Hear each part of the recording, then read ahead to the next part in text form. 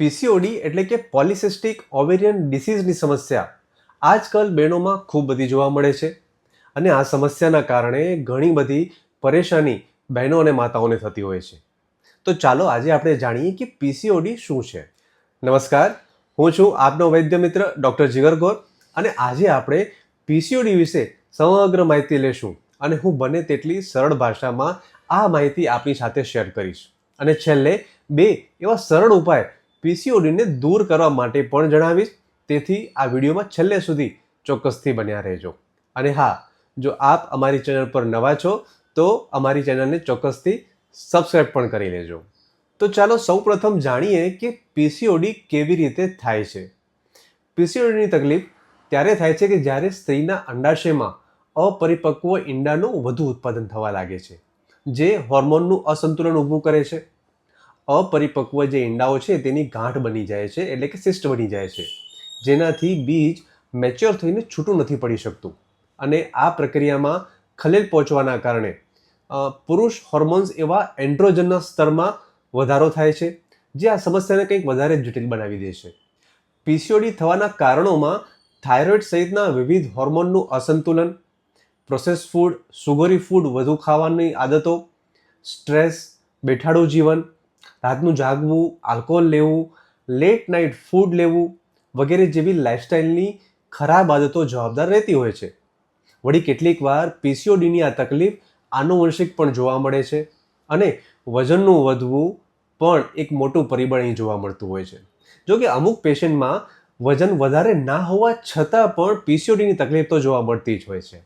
પીસીઓડીના લક્ષણોની વાત કરીએ તો તે વિવિધ રીતે શરીરમાં દેખાતા હોય છે, જેમાં ખાસ કરીને માસિક ધર્મની અનિયમિતતા, પીરિયડની ડેટ ડિલે થવી, દુખાવા સાથે પીરિયડ ફ્લો રહેવો, સ્કેન્ટી મેન્સીસ રહેવું એટલે કે ઓછા પ્રમાણમાં મેન્સ્ટ્રુઅલ ફ્લો રહેવો, પીરિયડની તારીખ વચ્ચે સ્પોટિંગ દેખાવું, અચાનક વાળ ખરવા લાગવા અથવા તો વાળ પતલા થઈ જવા, ચહેરાની સ્કિન ઓઇલી દેખાવી અને ફેશિયલ હેર ગ્રોઅપ થવા વગેરે જેવા અનેક લક્ષણો પીસીઓડીમાં દેખાતા હોય છે.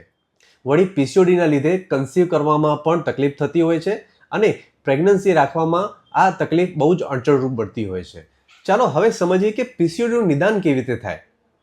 પીસીઓડીની તકલીફ તમને સમજાવ્યા એ મુજબના લક્ષણો પરથી ઓળખી શકાય છે અથવા તો ડૉક્ટરની સલાહ લઈને સોનોગ્રાફી કે બ્લડ રિપોર્ટ કરાવવાથી પણ આ બાબતનું યોગ્ય નિદાન થઈ શકતું હોય છે. પીસીઓડીના ઉપચાર માટે આયુર્વેદમાં ખૂબ સરસ આયોજન થતું હોય છે.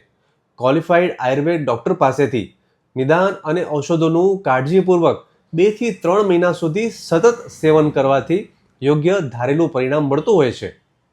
આવામાં પીસીઓડીને સારું કરવા 2 આસાન ઉપાય આપ ઘરે જ કરી શકો એ હું તમને અહીંથી સૂચન કરી રહ્યો છું. એમાંનો પહેલો ઉપાય એટલે કે સુવા અને મેથી દાણાનો ડિટોક્સ વોટર અને બીજો પ્રયોગ એટલે કે કળથી દાળ એટલે કે હોર્સ ગ્રામનો સૂપ. આ બંનેની રેસીપી કેપ્શનમાં મેં તમને આપેલી જ છે, જે તમે ચોક્કસથી નોંધી અને પ્રયોગ કરી શકો છો. ડિટોક્સ વોટર પ્રયોગમાં થોડો ગરમ તાસીરનો હોવાથી જેમને પિત્તની સમસ્યા છે અથવા ગરમીની તાસીર છે તેઓએ જમ્યા પછી આ પ્રયોગ કરવો અને ઓછી ક્વોન્ટિટીમાં તેને કન્ઝ્યુમ કરી શકાય છે. આ બંને પ્રયોગની સાથે એક બોનસ ટિપ્સ: દરરોજ રાત્રે અડધી ચમચી ત્રિફળાનું ચૂર્ણ ગરમ પાણીથી લેવાનું ના ભૂલજો.